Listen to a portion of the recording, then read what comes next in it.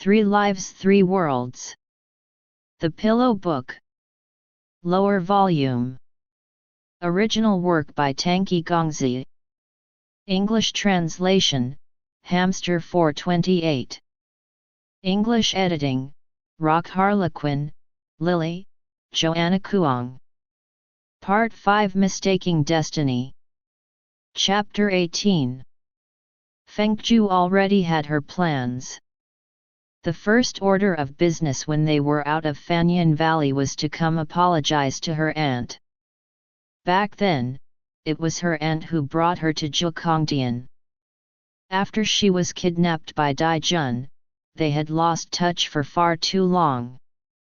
Although the Bai family didn't generally constrain their children, her aunt must be very worried nonetheless. She should really come by to appease her vexation. The second thing she needed to do was to revive Yaqingti. To save her, he had been killed by a demon's blade and his soul had been infected with demonic energy as a result. Even if he were to reincarnate, he could only be reborn as a demon, suffering lifetime after lifetime. The only way to save him was to create a fairy body that could contain and purify his soul, then bring it to the jade pond and wash away all the impurity in order to make him into an immortal. In the past, she had gathered his soul and preserved it at Sieguku's place. Since the Saha fruit was born from the white bone spirit, and the white bone spirit wasn't a mortal womb but a fairy entity, she could easily revive him now that she had the Saha fruit. After apologizing to her aunt, she could next go to Sieguku's place and retrieve Yaqingti's soul from him. Once she had Yaqingti's soul, she could then take a trip to her grandmother, elderly fairy Fumi. This was the third task on her agenda.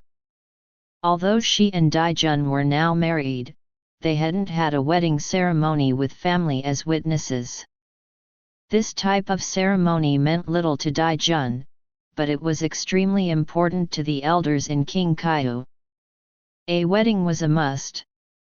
But Daijun firstly didn't come from a prestigious family, he secondly did not hold any power, and he was worst of all an excellent fighter.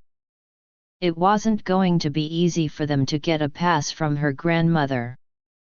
After working so hard to have Daijun, she couldn't let her grandmother take away her marriage. For this reason, she needed to come see her grandmother in private to get her blessing. But things rarely ever turned out the way people wanted.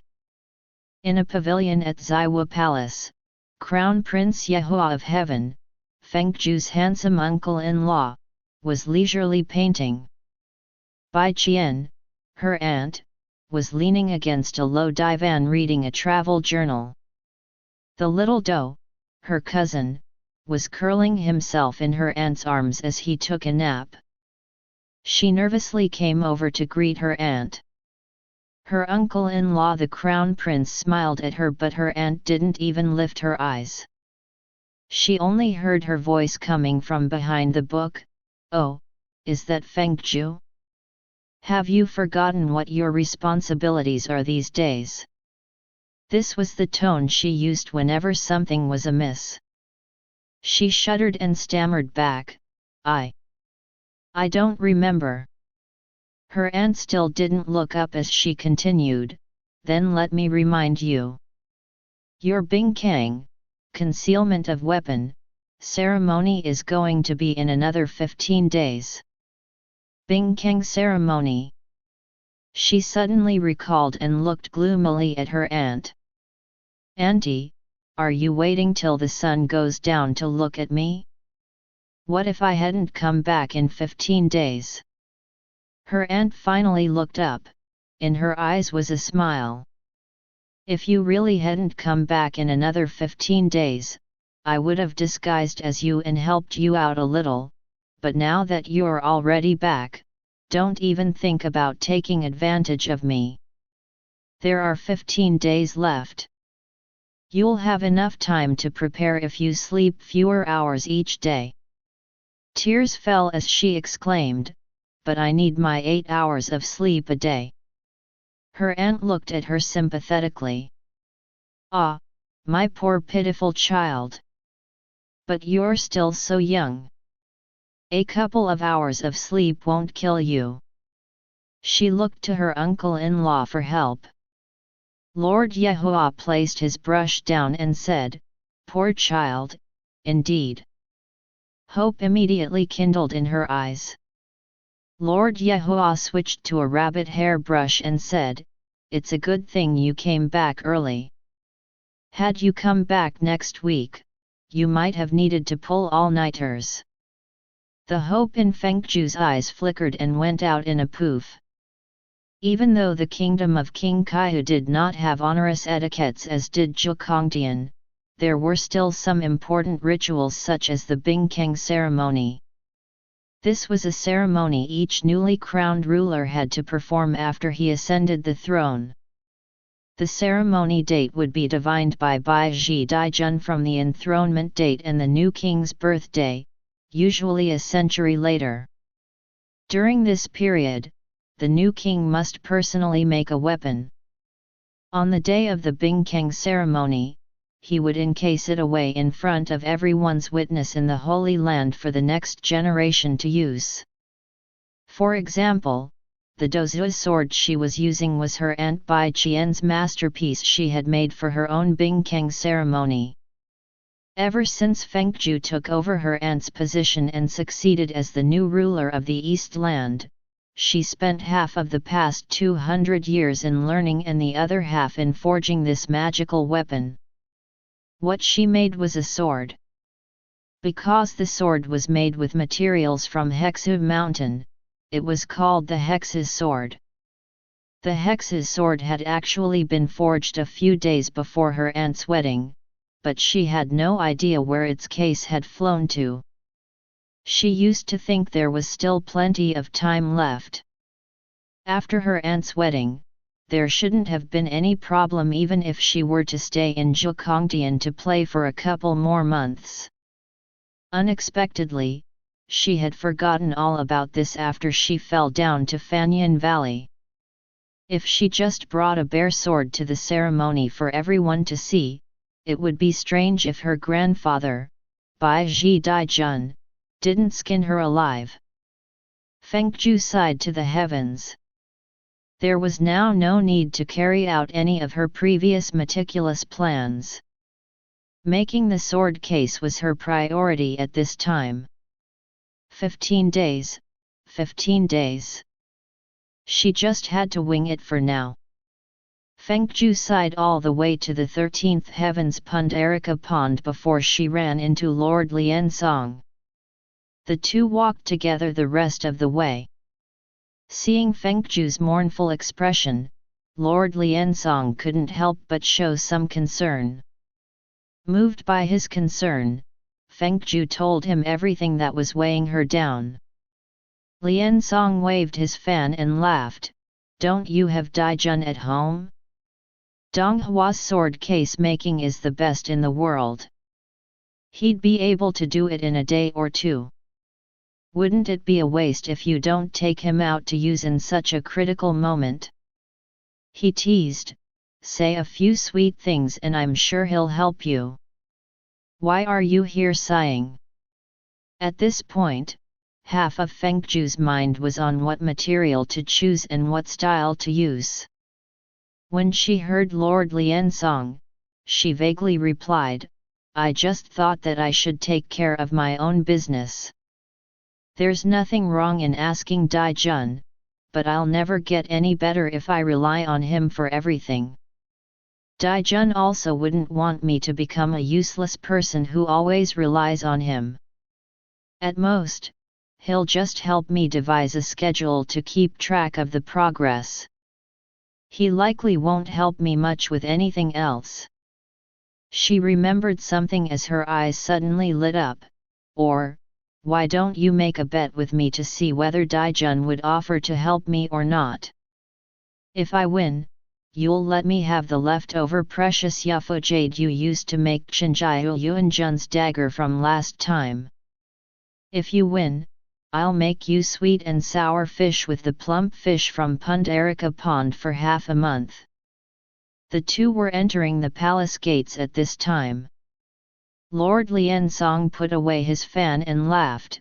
Although the bet is quite fair, thinking of your situation, I'll probably win. He tapped his fan and said, actually, it may not be very good if I win. If I eat your sweet and sour fish, with Dong Hua's jealousy, it'd be strange if he didn't make me spit it all back out. Your Highness, you're exaggerating. And I'm sure Daijun isn't that bad. The two walked in as they chatted. Lord Liensong was indeed lucky in love but luckless in wealth these days. Sure enough, after Daijun listened to the results of Feng Jiu's trip to her aunt, brush and paper immediately appeared in the air as he made for her a schedule for the making of the sword case. He posted it on a column opposite her desk in the study, then after some thoughts, gave her a few words of encouragement and nothing else. When Dong Hua stepped away from the study, Feng Jiu quickly snuck out to look for Lord Liensong and told him in a low voice as her face lit up, "Thanks to your Highness, it seems Lady Luck is knocking on my door today. Your Yufu jade is destined to be mine."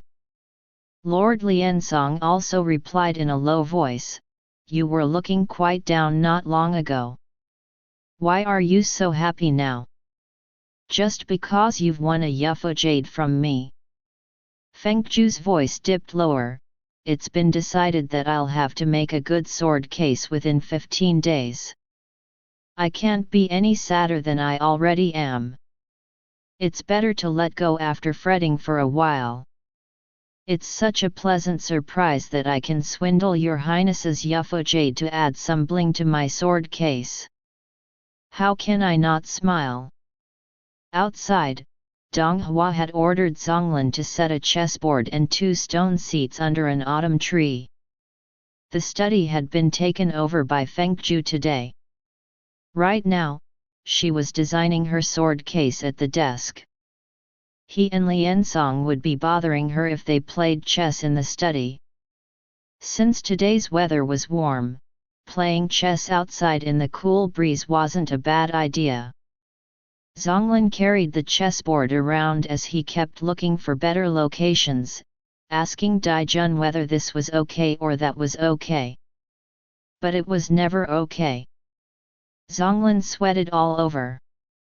Although Zonglin's Yenguan always seemed so rigid, he did everything in Taichan Palace to Daijun's liking and was nicknamed Mind Reader. Right now, he couldn't even place a chessboard to Daijun's liking. This was giving the mind reader Zonglin incredible pressure.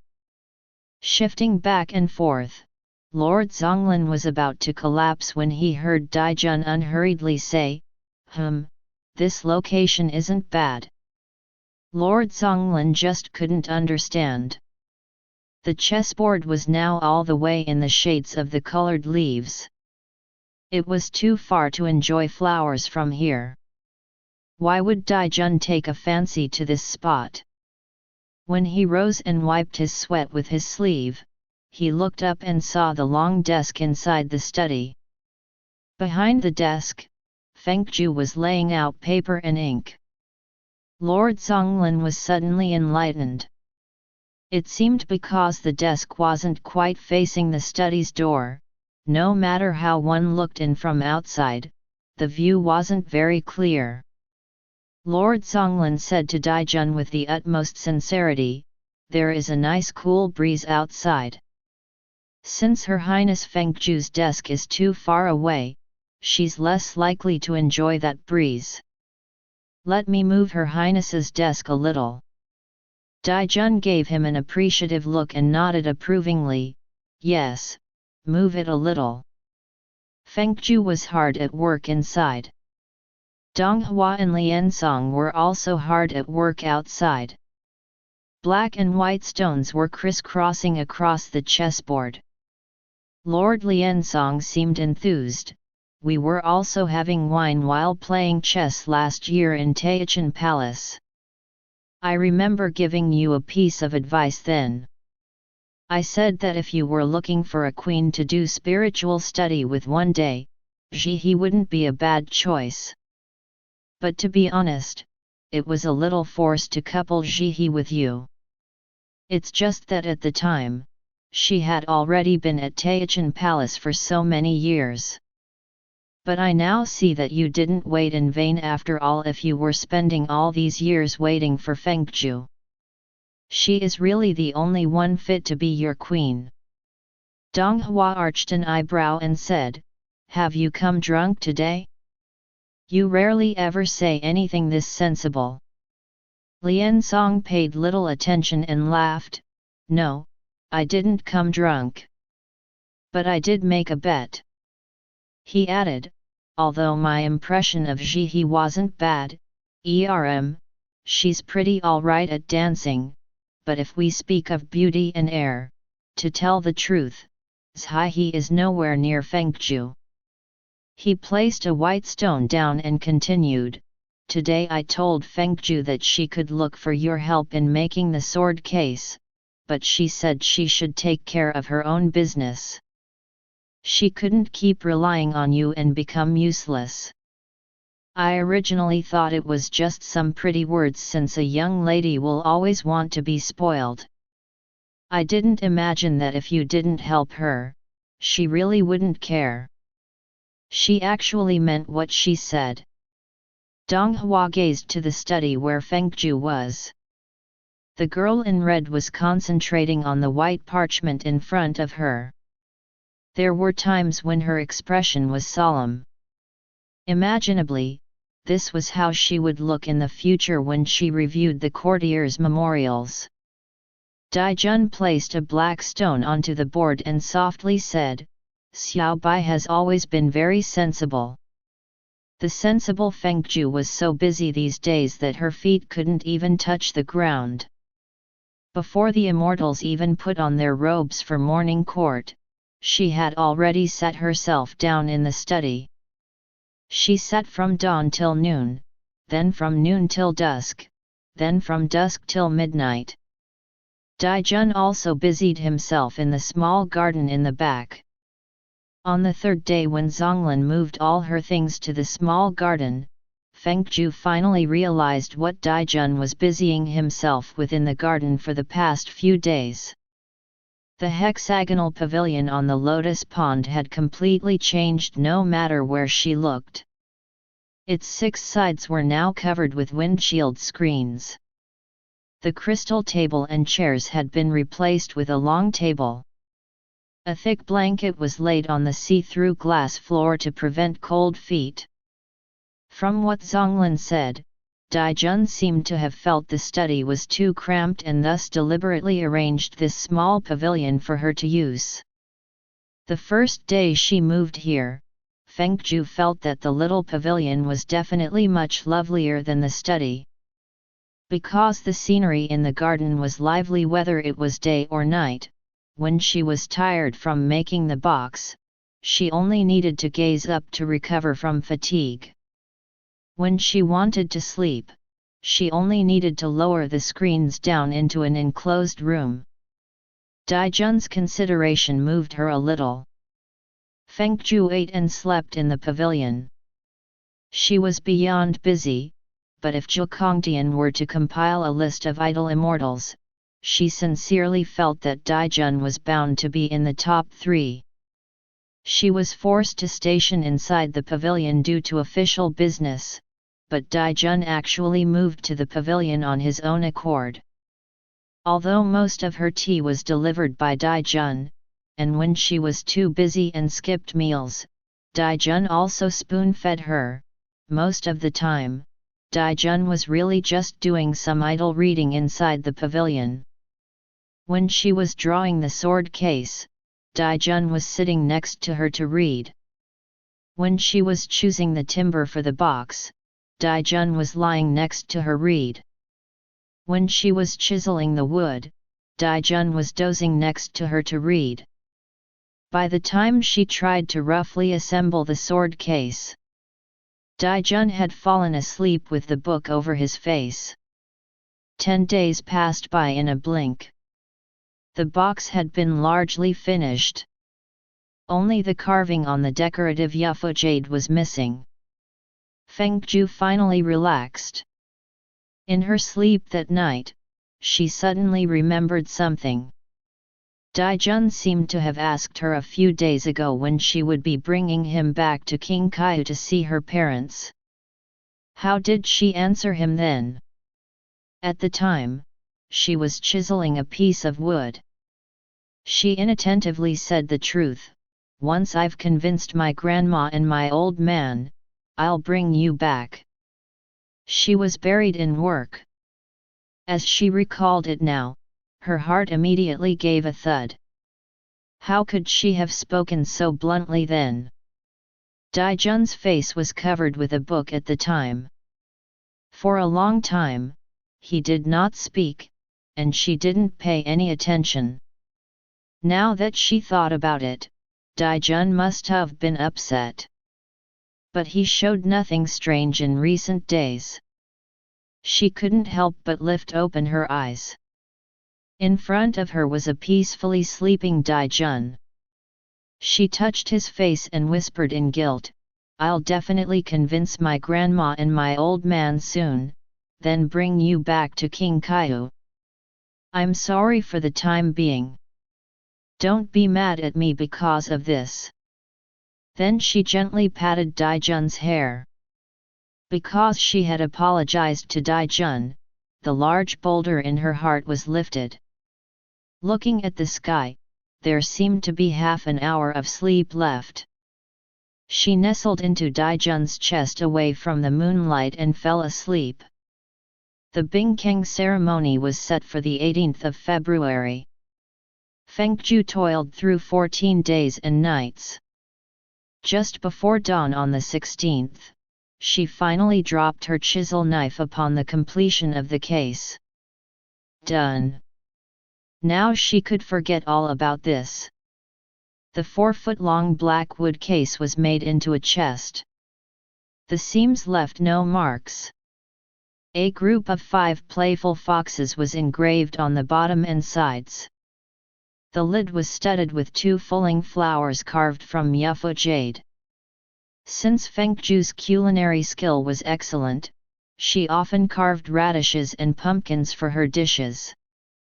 Without mention anything else, the pattern on the sword case had been done very elegantly. She wondered whether this sword case could be compared to her grandfather's and her uncle's weapon cases or not. But at least compared to the one her aunt made that year, hers was much better. Feng Jiu looked at the case placed at the end of the long table and felt a wave of pride. She felt proud for at least a second as she thought to herself it didn't look too bad. Then, she thought of sleeping. In the night pearl's glow, she saw Daijun lying next to the long table. She didn't know when he had fallen asleep. She reached a hand out to pull up the cloud quilt on Daijun's body, then carefully nestled right beside him. Unfortunately, she had been lying down for a long time but no sleep would come. After tossing about for a while, she turned around yet again, stood up, and laid out some paper and ink. She thought for a moment then began to doodle. She doodled until sleepiness came in the form of yawns. When she put her brush away, she suddenly heard Daijun's roused voice coming from behind, "I thought you've already finished drawing the case. What are you still drawing when it's so late?" Feng Jiu loved listening to Daijun's just awakened voice. The nasally hoarseness was very pleasant to the ears. Wanting him to say a few more words so she could continue listening, she deliberately didn't speak. Because the night pearl was too bright for sleeping, she only lit a candle by the desk. There was only a quiet halo at this time inside the pavilion. Daijun placed a hand on her shoulder and leaned over. He looked at her drawing in the candlelight and said, "This looks like a house." He tilted his head to look at her and asked, "Right? Why aren't you saying anything?" After a dozen maddening days, she realized she had been neglecting Daijun as of late. She'd been wanting to have a nice conversation with him. Now that she got to drink up his voice, she moved the candle a little closer and said, "The sword case has been finished. I can't fall asleep at the moment, so I took the bamboo house layout out for a look. I'm actually not used to living in the fox cave my aunt had left for me in King Kaihu.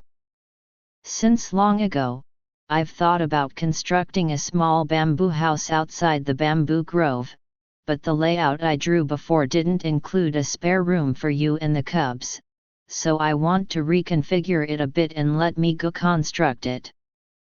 Although you might only stay 6 months out of the year in King Kaihu, I think that..." Daijun seemed to be interested in hearing more. He pointed to the drawing and asked, "Is this area for me?" He added, "I'm actually very flexible with time. It doesn't really matter whether I stay at Taichan Palace or come to King Kaihu. I can always stay permanently in King Kaihu too. But I thought I'd be staying in your room. Why should there be any spare room?"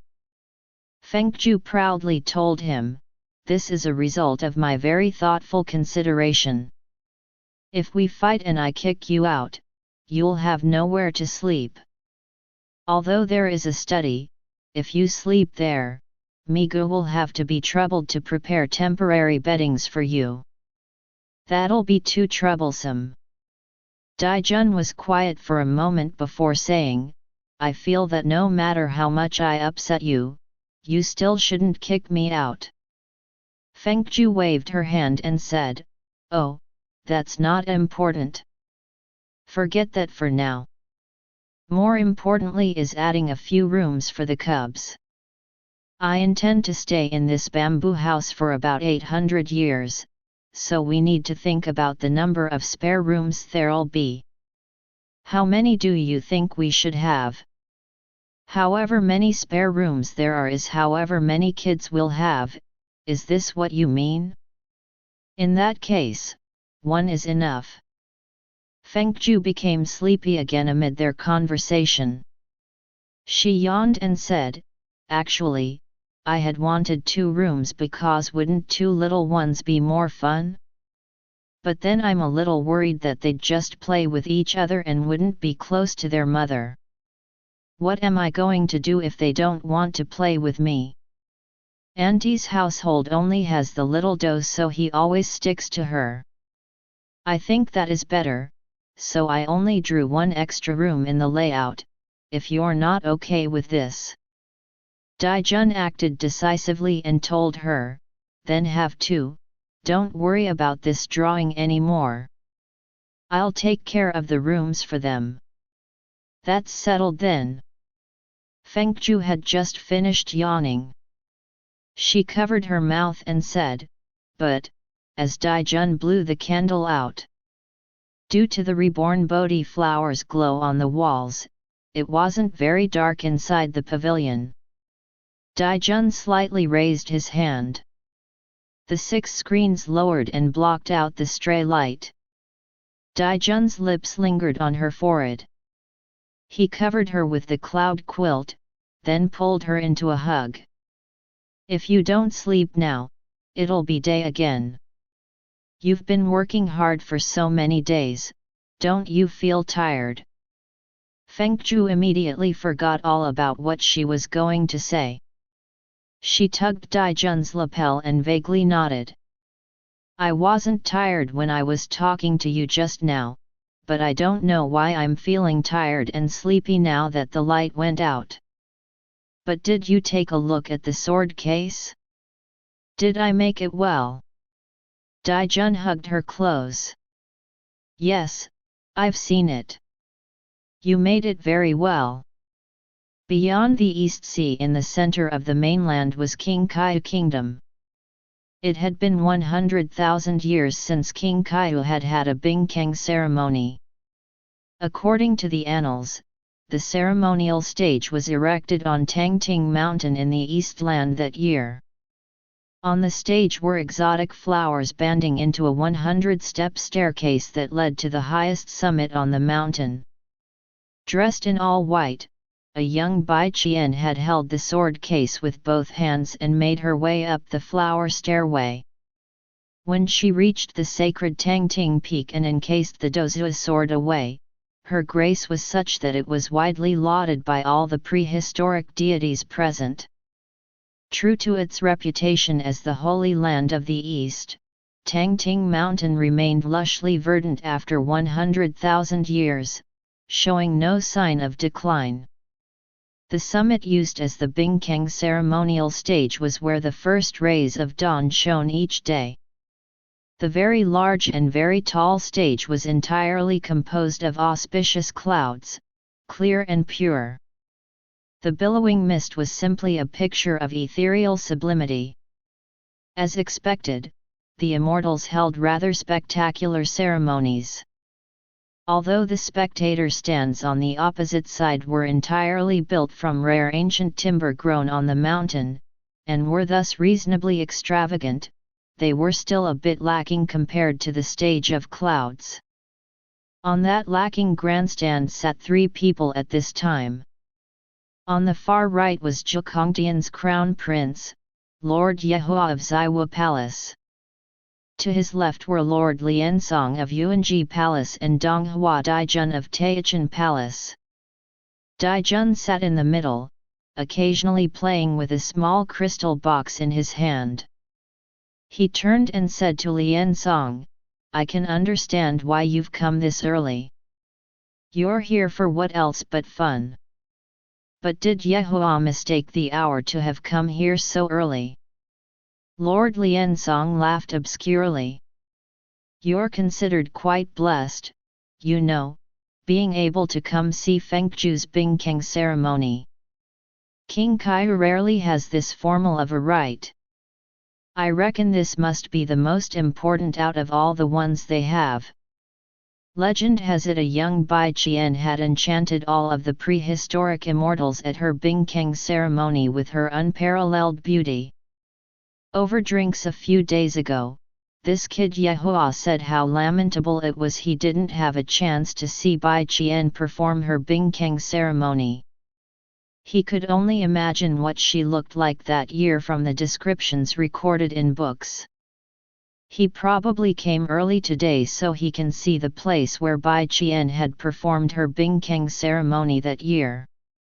Daijun glanced to Lord Yehua, who was watching the cloud terrace contemplatively on the other side, and suddenly said, "Say, how did Xiao Bai look when she was a baby?"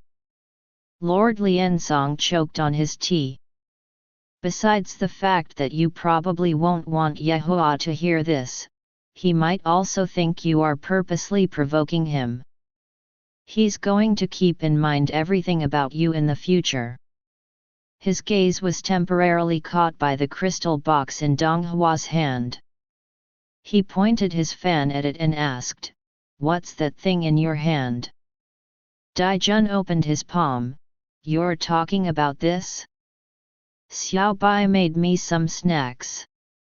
I'm afraid they would melt in the sun, so I covered them in a glass box." Lord Liansong felt as though a thunderbolt was striking him on a clear blue day. "Snacks? For you?" He walked over to take a closer look. Inside the transparent pale blue box were really pieces of toffee. They were even made into little foxes. Lord Liansong's lips twitched. "I've known you for so long, yet I never knew that you like to eat snacks. But never mind this for now. Today Feng Jiu will be performing the ceremony in front of tens of thousands of immortals. She'll certainly be very nervous, and yet you went as far as making her make snacks for you. Aren't you a little shameless?" Daijun was still playing with the box in his hand. A smile lingered on his lips as he replied, "Don't accuse the innocent. She slept too much during the day, so she couldn't sleep last night. She made me get up to go make them with her. And besides, she dared to kick a flower pot at my head the second time I met her, and then could still blame me with unruffled aplomb afterward." He lightly glanced across the throngs of immortals swarming the stands and unhurriedly said, "It's just a piddling battle. Do you really think she would be so easily distressed?" Lord Liansong tapped the closed fan on his palm and sighed, "Talking to you isn't as fun as talking to Yehua." He looked to the rolling clouds in the east sky. Several idle Zhenhuangs have arrived.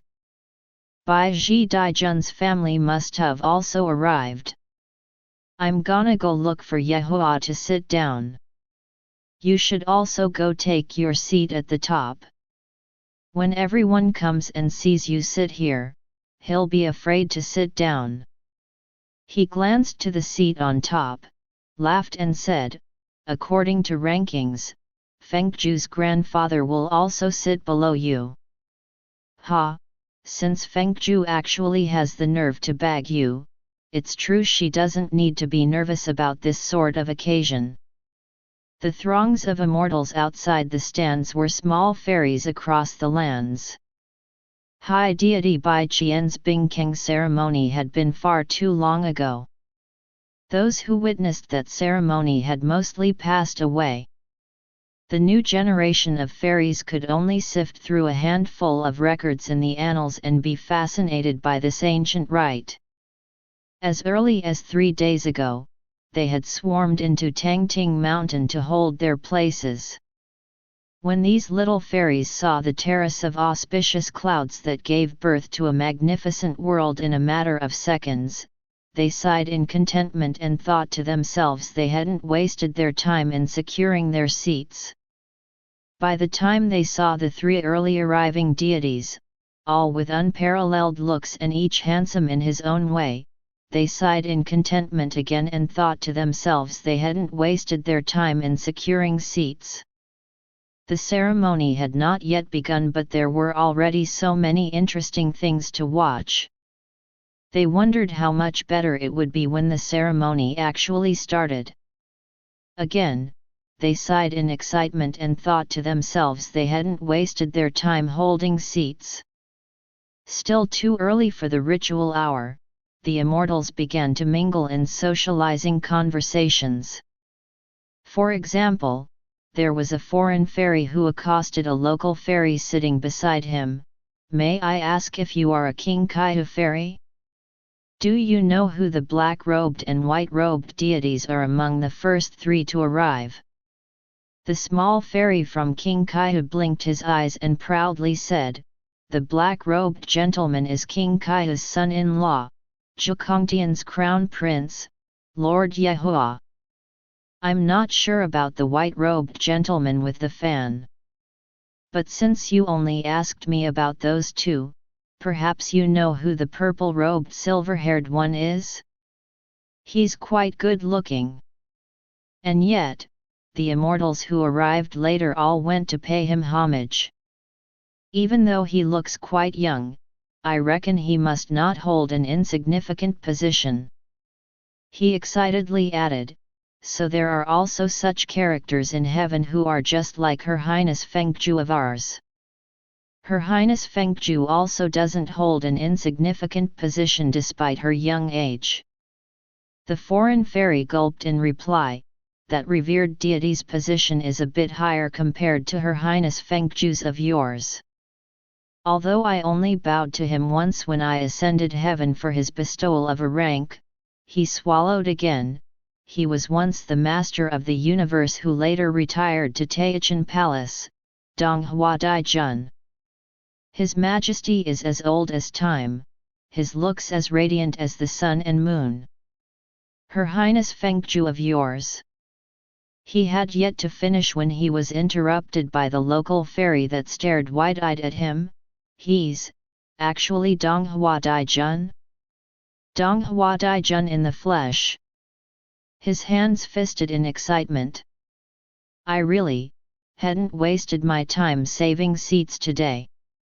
Whenever King Kaiyu held a ceremony, it had always been the custom to not send out invitations. Those who had the time and interest to come would be welcomed as guests, those who didn't have the time or interest weren't forced to come. This was King Kaiyu's way. Even so, based on the customs and occasions, one could largely guess who would be present. But why was Dong Hua Daijun here today for this ceremony? King Kaiyu's head of state, Bai Ji Daijun, couldn't figure it out. Bai Ji looked to his close friend, the all-knowing, prattling high deity Jian, questioningly. But Jian also appeared to be confused as though he didn't quite understand either. Sitting next to Lord Yehua, Lord Liansong looked to his nephew and said in bitterness, "Hey, why aren't they asking me?" Lord Yehua held his teacup and arched an eyebrow. "I heard Qian say that Cheng Yu hates those who gossip about other people's business the most." Lord Liansong immediately straightened up in his seat. "Oh, I just wanted to help them out. But it seems they're not in great need of my help anymore." The late arriving Bai Qian led the little doe to their seats and gave the two of them a puzzling look. "What were you two talking about?" she asked. Lord Liansong smiled secretively. "Yehua was miserably imagining your grace that year." Bai Qian sipped some tea to clear her throat, then looked to the audience of small fairies who were staring at Yehua with starry eyes from below the terrace and leisurely said, "Well, I was actually slightly younger than you are now, but my grace wasn't nearly as flaunty as yours is today." The little doe immediately acted like a grown-up and echoed his mother, "Father, you really are too flaunty. It's not good to be flaunty like that. Not good at all." Lord Liansong raised an eyebrow and laughed out loud. "Out of 10 miles of peach blossoms, each of you already occupies 5. From what I see, aren't you complimenting the other quite well? There's really no need to poke at each other." Lord Yehua lightly asked, "Then uncle, have you ever occupied half a mile of Chenjia's 10 miles of peach blossoms?" Lord Liansong offered a dry chuckle. "I didn't even pick on anyone today. I should have known not to open my mouth." Sunlight filtered through the layers of clouds, enveloping all things on Tangqi Mountain in a golden cage while rendering the magical atmosphere even more pronounced.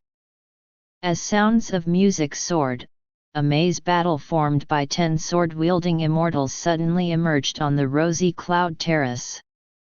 They were here to test whether the blade presented today was qualified to be safeguarded in the sacred mountain or not. In other words, Feng Jiu needed to pass this formation with her newly forged hex's sword. If she passed, she would ascend the 100-step grass staircase to seal the sword within the holy summit. If she couldn't pass, they could only divine another date for the next Bingkeng ceremony 100 years from now. At that time, not only would the years of effort in making the sword go to waste, it would also be a disgrace. That was why Lord Liansong had supposed Feng Jiu would be feeling nervous today. The reason why this rite was grand, and perhaps even more ceremonious than the ruler's wedding, was because it was harsh to the new king. Feng Jiu's father, Bai Yi, was the officiant today. Feng Jiu hid behind a cloud in the sky as she watched her father ramble on and on stage. She was just waiting for him to finish rambling so she could fly down. She luckily didn't hear any of her father's long-windedness because she was too high up. Unfortunately, beside her ears was the loyal servant Migu's rambling. Migu carried her sword case and worriedly looked to the maze behind Bai Yi. He couldn't help but say, in a second, "Your Highness should take it easy. Truthfully, it doesn't really matter whether you can pass this maze or not. No one your age had ever performed this ceremony in Qingqiu before. Although it's inappropriate for me to say these words as your subject, His Lordship is also forcing your Highness a little too much regarding this matter."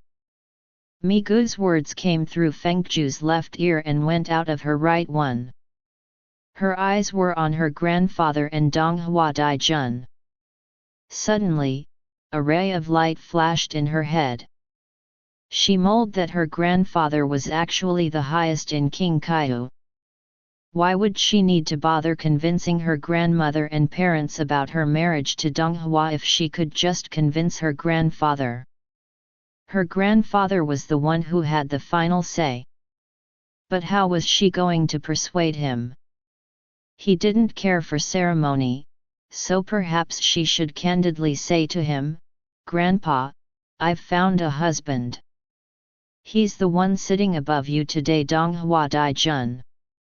Please give us your blessing." But would such wording be too stiff? In the past, her aunt had taught her the strategies of persuasion. What did Auntie say? "Oh yes," she said, to convince someone, it was best to first bring up some kind of relationship in your conversation. It was all the better if she could evoke some of his memories.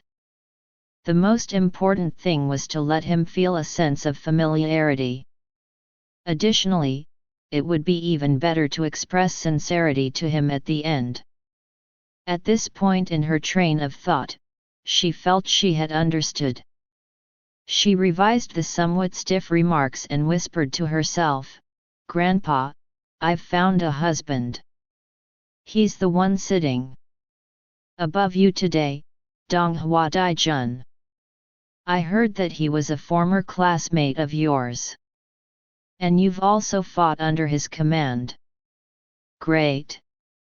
Relationship, check. Memories, familiarity, check, check. As for sincerity, he and I will definitely, positively be filial to you. Grandpa, please give us your blessing." Aha, now there should be a check by sincerity as well. She really wanted to go over there, but Migu was pulling on her sleeve to tell her, "Your Highness, the hour has come. Enter the maze." He reminded her, "If you don't pass, then you don't pass. There's no need to be afraid of people's mockery. Never force yourself, okay?" Feng Jiu heard him and said yes in reply, but she didn't really agree with Migu's opinion. Taoist classics, Buddhist sutras, poetry, and literature, although she wasn't up to par in those sort of things, she was sure she would come out on top every year among her peers in Qingqiu when it came to swordsmanship. Migu had worried for nothing. As soon as Bai Yi left the terrace, a mystical sound rang in the air. The maze immediately took shape. Behind a cloud high above in the sky suddenly emerged a silver light that was produced by a sharp blades leaving its sheath, splitting the golden cloud masses apart. A sword-wielding red-robed maiden rode on the winds and instantaneously entered into the maze. Sitting high above, Daijun, who had been bored to death playing with his toffee box, changed his posture and slightly raised his head. For an instant, the maze was filled with red and white sword flashes. The world came to a still. Icy blades ceaselessly clashed. On the 10th stroke, the red figure found a chance to break free from the maze, but unfortunately at each critical moment, the 10-people maze suddenly produced 100 figures that formed an impregnable wall, pushing the one who wanted to escape back inside. The small fairies in the audience, especially the local ones from King Kaiu, perspired cold sweat for the young queen. This maze had been designed from the time of prehistoric Bingkang ceremonies. This magic was personally created by Bai Ji Daijun from the divine power of the Tangting mountain. Once the cloud terrace took form, the spell would also automatically activate, thus making it difficult to predict its formation. Feng Jiu furrowed her brow. Just now, she thoughtlessly answered each stroke with a stroke of her own. It was an impetuous plan of attack. From the very first move, she had identified that these 10 fairies were not as good as she was with the sword. She thought she could take care of them in one quick word and nicely leave the maze. She didn't imagine, however, that this maze's subtlety didn't lie in how one used his sword, but that at every crucial moment, there were always 100 people popping up to prevent her from leaving. What a conundrum! Dragging on this way wasn't going to work. After her aunt's assessment, these 10 fairies had slept for 100,000 years. They only came out today to make things difficult for her, so of course they had more energy than she did. It seemed she'd need to find a straightforward attack. Although this spell created by her grandfather was different each time it took shape, there had always only been 10 fairies. It would be unreasonable if they had recruited 100 people just for her. Even though her grandfather had always hoped for her to succeed, he didn't have such high hopes, did he? Her eyelids twitched. Then, those 100 figures could only be a mirage. At this thought, for some reason she could not help but distractedly look to the highest seat on the stands where Daijun was sitting. When he caught her eyes, his lips curved into a mysterious smile. The 2 fingers at the corner of his eye slightly gestured a hint. It startled her a little. When the maze fairy's blades attacked, she took a deep breath and backed away a few meters. In her head briefly floated the half-courtyard full of snow stakes in Jiafeng Manor Daijun had made for her to practice in Fanyan Valley. In those days, there were a few old apricot trees in the garden. When she was practicing blindfolded, Daijun often lay beneath an apricot tree to enjoy his tea. Right, her eyes. Feng Jiu's mother looked to her grandmother. The anxiety in her eyes was higher than the Nanshan mountain and deeper than the Kanghai Sea.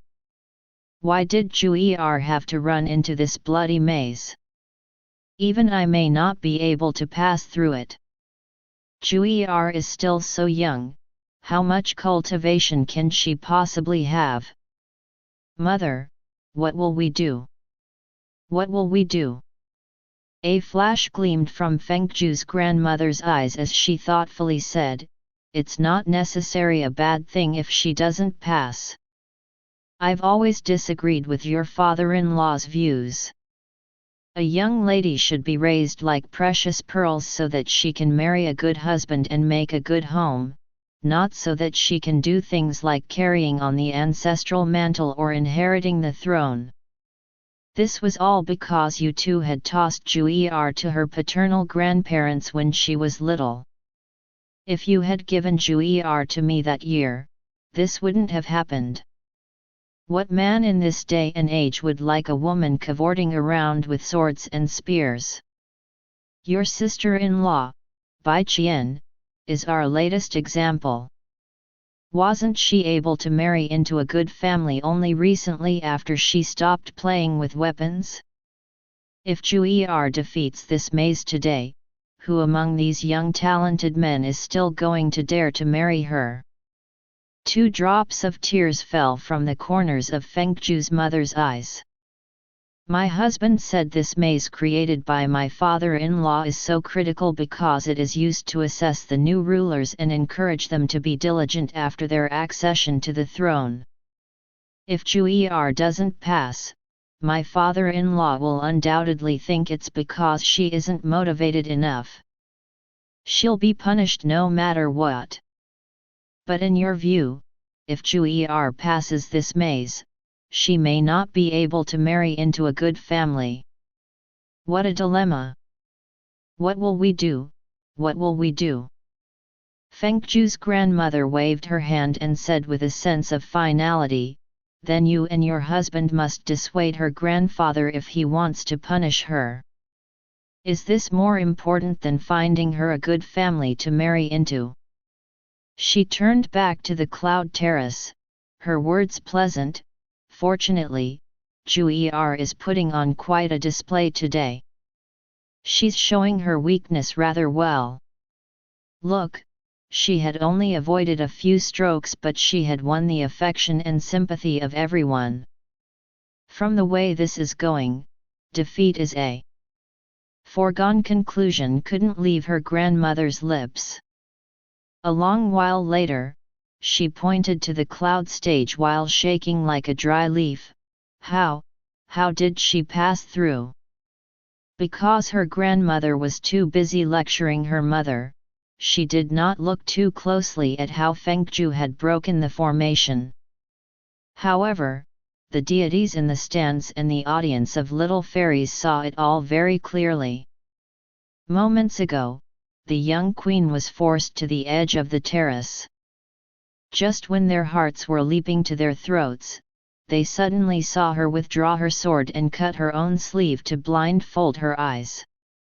While everyone was bewildered by her action, she unhesitatingly rushed toward the maze with movements even more graceful than when her eyes were open. Within 3 moves, she had created an opportunity to pass through. When the 100 figures appeared, she held her sword and shifted slightly to the right. The crowd hadn't reacted by the time she had broken through the illusion. The maze was broken. The young queen stood tall as she tugged down the red satin sash around her eyes and looked up to the high spectator stands. Her bare face free from makeup faintly flushed due to the fight. With clear bright eyes, she looked somewhere with a gleam, then instantly withdrew her gaze. She normally seemed lackadaisical, but when she encountered such a troublesome maze, and moreover under the scrutiny of the world, she didn't show any trace of fright. Each of her step in advance and retreat was suitably calm. All was in silence. After firmly awing the stadium, she leisurely sheathed her sword back into its scabbard and softly exhaled, "I can finally show off the sword case I made." During the Bingkang ceremony, the sword case was only needed at the last 100 steps leading to the sacred summit. If one didn't pass either the sword assessment or the maze, the sword case wouldn't have a chance to make its appearance. Feng Jiu raised her hand in a gentle stroke. A golden light immediately flashed in the air and floated to a stop in front of her. Inside it was a long narrow case. The hex's sword suddenly gave a loud clashing sound. The case opened up, and instantly the 3-foot-long blade was encased inside. Bai Yi, as officiant, faced the holy peak in reverence. "Please take the hexu and safeguard it inside Tangting. Forever strong, protecting the East Land." The holy peak in front of the ceremonial stage opened up amid loud roars of cheers. The red-attired queen raised the sword case high, her expression solemn, as she steadily took each step toward the grass staircase. Her subjects unanimously prostrated while their well wishes thundered on, "Our virtuous young master has completed the magical weapon. Please take the hexu and safeguard it inside Tangting. Forever strong, protecting the East Land." Laudatory cheers reverberated through the mountains and woods, and did not end for a long time. 03.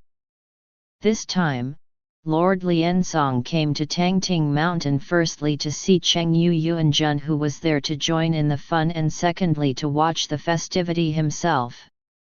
Because he had clear purposes, Lord Lianzong really scored many good materials today. In the moment he moved his fan from one hand to the other, for instance, he saw a little movement from the little fox and Dong Hua as they were a distance away from each other. Of course no one else noticed, but Lord Lianzong had keen eyes.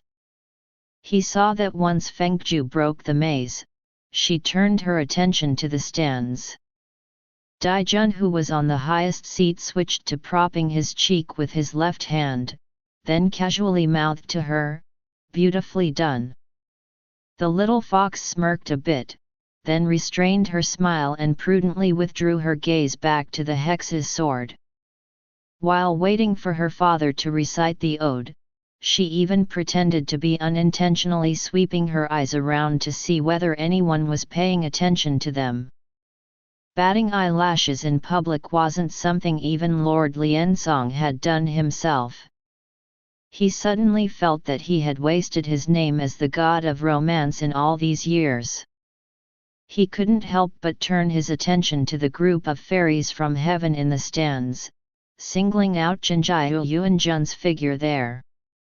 Ever since Chenjiu Yuanjun took an outer seat on one side of the stands, she had been sticking to Siming Xingjun, discussing how many ways there were to eat walnuts. Enraptured in her discussion, she didn't once bother to turn and cast him a glance. Lord Lianzong distractedly looked at her back for a moment, feeling sad and melancholic. At the peak of his depression, Lord Lianzong glanced up to see a mass of thick cloud slowly drifting over under the scorching sun. After recognizing the person who was hiding behind the thick cloud, his sadness suddenly went away. Lord Lianzong waved his fan and sat back in his seat, feeling things were getting a bit interesting now that he was able to encounter a party crasher at today's ceremony. At this point in time, Feng Jiu was carrying the hex's sword to the holy summit. She had yet to remove her hands when she saw this mass of cloud drifting closer and could not help taking a pause. In the midst of her pause, she heard a sound of laughter coming from behind the cloud. This is indeed a large event that all the gods have come to celebrate. But in my humble opinion, Her Highness Feng Jiu's Bingkang ceremony seems to still be missing a step. Behind the dispersing fog was a man draping in luxurious mink. In his hand was a heater. He floated on the cloud with a smile as he was surrounded by a group of servants. There was only one person in the world that could make Feng Jiu sweat on his behalf. He was the Black Demon Lord Nichuan. Showing up in this place at this time, spurting such remarks, Nichuan had clearly come to crash the party. Nonetheless, the Bai family's elders were all present. Feng Jiu knew a junior like herself didn't need to make an appearance just yet. She retrieved her sword case and gazed up to her father, Bai Yi. Among King Kaihu's elders, her father was the most diplomatic. When the music stopped on stage, Bai Yi's expression was as breezy as a spring day. I've always heard the uninhibited demon clan had never cared much for ceremony. I didn't expect your lordship to be so concerned about rites and rituals. Today, King Kaihu is holding a ceremony in her own territory. That we even troubled your lordship to come here to remind us is quite a disgrace. Nichuan's eyes seemed a little provoked, but a smile remained on his face. I'm afraid your remarks are not accurate. The word remind really wronged me. I've seen twice King Kaihu's prehistoric Bingkang ceremony and thus I greatly admire this tradition. It's just that as I recall previously, there would be a duel after the sword assessment. It was very fascinating. But why is Her Highness Feng Jiu sealing the sword away right after the sword assessment today? Those who were at a loss about what Nichuan really wanted were still at a loss. Those who understood already understood. In years past, King Kaihu's Bingkeng ceremony had had a round of dueling with the new ruler. Fairies of the same generation could all challenge their new king. If they lost, it didn't really matter. But if they won, they could get a promise from the king. According to legend, Bai Ji Daijun had set 2 rounds of sword assessment and sword competition. The first round was to instill a sense of aspiration into the king after he was crowned. The second round was to encourage the Bai children to be the best among their peers since a young age. If they weren't first, they would need to grant a wish to someone else, and the price of not being first was too high. Thus, although the Bai children all grew up unconstrained, they each eventually became successful. Bai Ji Daijun's 4 sons had all gone through this torture. When it was youngest daughter Bai Qian's turn, because the queen didn't have the heart to see her suffer, she cried every day in front of Bai Ji Daijun. After 2 months of crying, she moved Bai Ji Daijun enough that he eliminated the sword fighting round from the Bingkeng ceremony. Additionally, he had to affirm that, thereafter, if King Kaihu had any other female ruler, the Bingkeng ceremony would be without this sword fighting round. High deity Jian slightly leaned over and asked Bai Ji Daijun, who was sitting beside him. The Bingkeng ceremony is an important tradition which happens after the coronation of a new king. If there are changes to the rules, they must be recorded in King Kaihu's Book of Rites before they become official to the world. Had you forgotten to change it at all? Bai Ji Daijun held his forehead and said, "You know just as well that King Kaihu doesn't care for these rituals too much. I did forget about this." Then, did you also forget to limit the peers who can challenge the new king to only fairies from King Kaihu? Bai Ji Daijun vaguely recalled, the previous ceremonies had all been in prehistoric times back when the world was still a simple place. The demon clan hadn't ever thought to take advantage of me before. For that reason, this oversight of mine isn't really a surprise. Jian sighed, because of your forgetfulness and oversight, you might have to let Nichuan take advantage of you today, and since his reasons are perfectly valid, you are not going to be able to say anything back. Bai Ji Daijun knitted his brow in reply, he's at least 70,000 years older than the lass. If he ended up competing with her, wouldn't he be making a fool out of himself for bullying a child? I assume his skin isn't that thick. And among his followers, I don't think there's anyone who can beat her. High deity Jian didn't say anything in reply. The two drank some tea to clear their throats as their eyes returned to the clouds in the sky, at which time they heard Nichuan say, "If King Kaihu's ritual book on the Bingkeng ceremony has not been changed, then there should be a duel today. I've long heard of Her Highness Feng Jiu's superior swordsmanship. Sword fighting is also a great love of mine. I wonder whether we can exchange a few moves." Bai Yi's breezy face instantly frosted up. "Even if there is to be a duel, your lordship and my daughter are not from the same generation. How can you speak of peer exchange? Please watch yourself conduct." Seeing that Bai Yi was angered by his words, Nichuan laughed heartily. "Her Highness Feng Jiu is King Kai's grandchild. I am also from the 3rd generation of the demon lords. Speaking from this view, Her Highness Feng Jiu and I are from the same generation. Since I love sword fighting, I do sincerely want to exchange a few moves with her. Although it is a contest, I'm after all a descendant of the demon clan, and I'm definitely not afraid of defeat. It can't be that Her Highness Feng Jiu, as a descendant of the deity clan, is actually afraid of defeat. Nichuan was indeed a third-generation demon lord, but the demon lord position had always relied on fists rather than bloodline.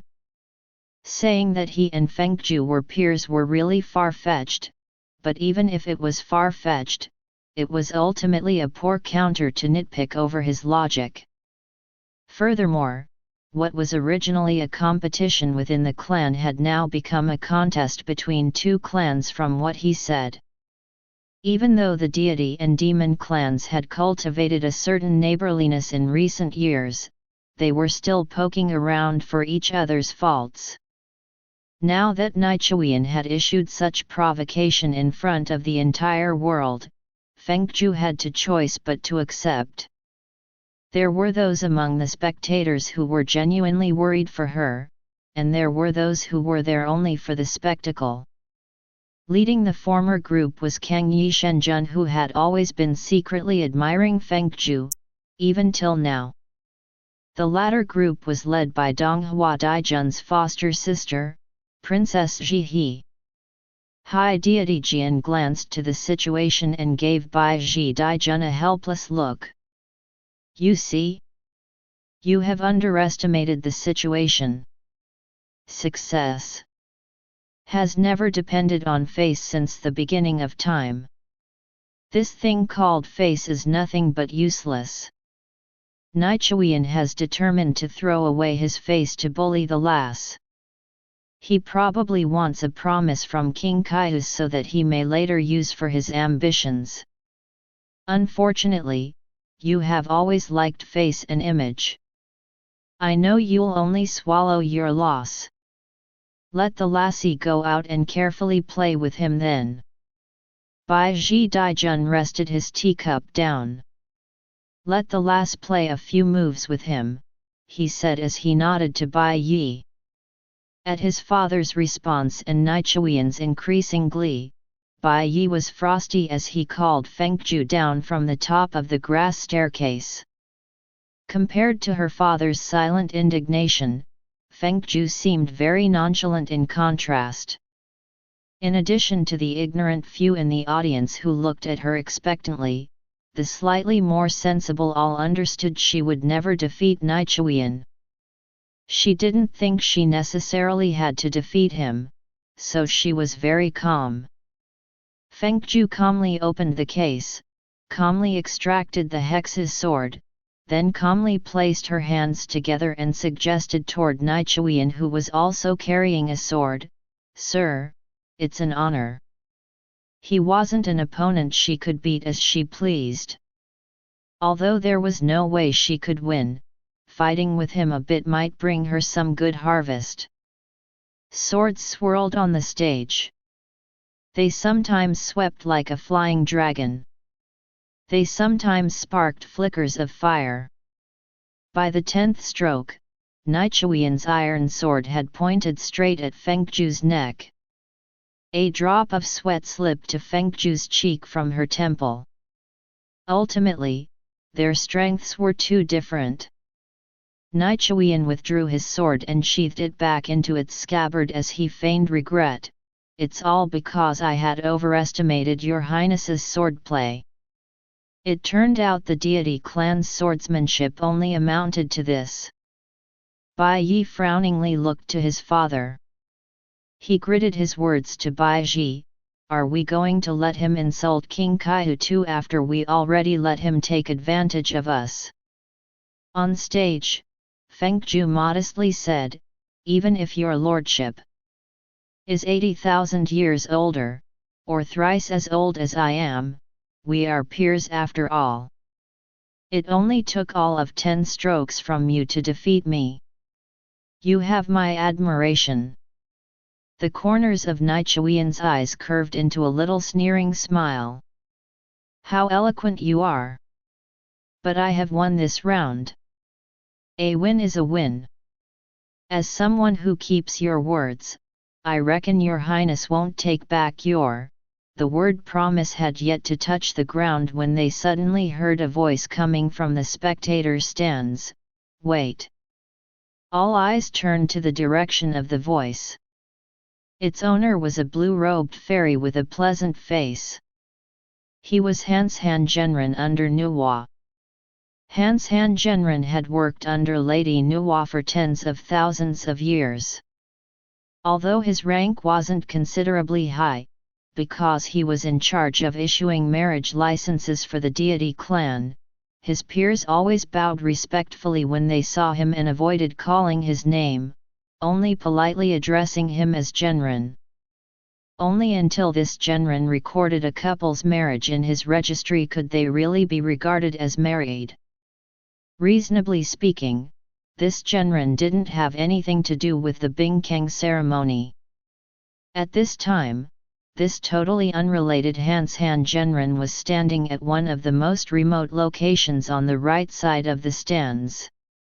He placed his palms together and gestured toward the stage. "Although I'm only an ignorant man, I'm sure the sword challenge in King Kaihu's Bingkeng ceremony is to be duelled together by the new ruler and his or her spouse. Although your lordship has defeated Her Highness Feng Jiu, you have yet to beat her prince consort.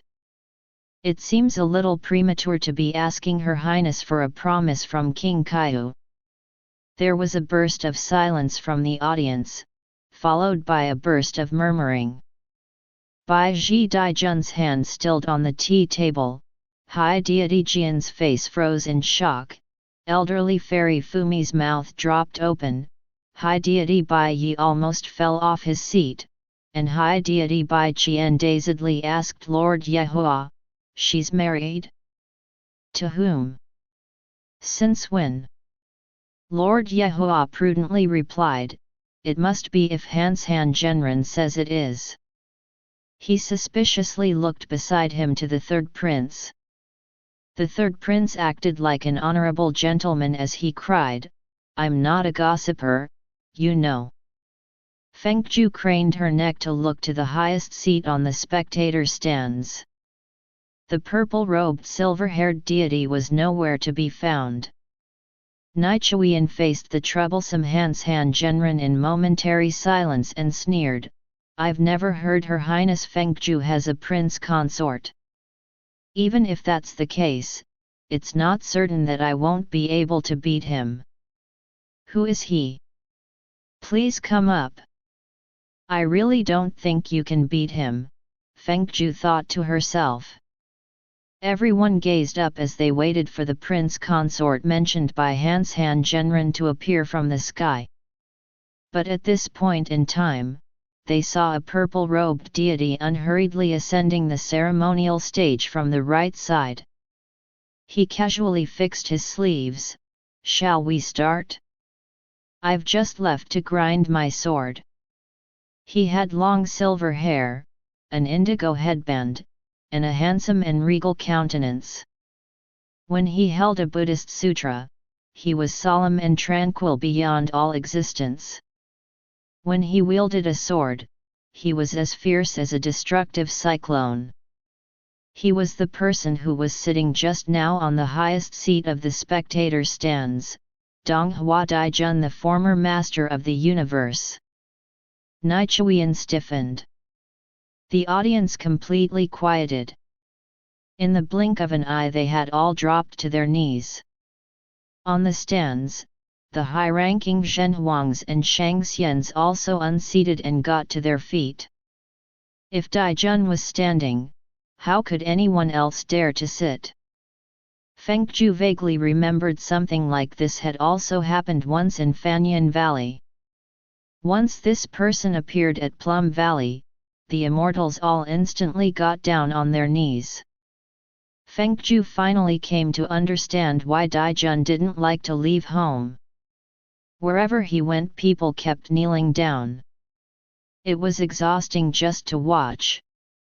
Daijun watched the rows upon rows of prostrated immortals rather as though he was viewing the fragrant saplings he had planted on the 13th heaven.